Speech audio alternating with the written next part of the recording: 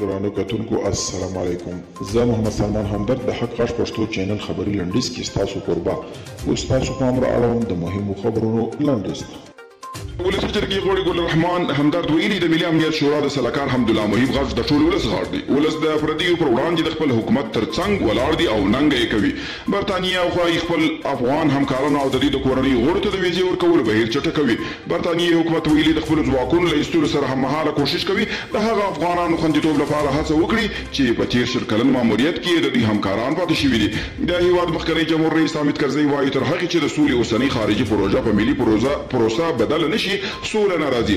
او د ډنمارکي رسنیو خبر ورکړی دی چې د یاد هېواد استخباراتو د امریکا د مرکزي استخباراتو ادارې یا CIA سره په 2012 او 2014 کلونو کې د انګلا میرکل په ګډون یو شمېر اروپایي هېوادونو لکه د سویډن، ناروې، فرانسې او جرمني د مشرانو په اړه جاسوسي وکړي.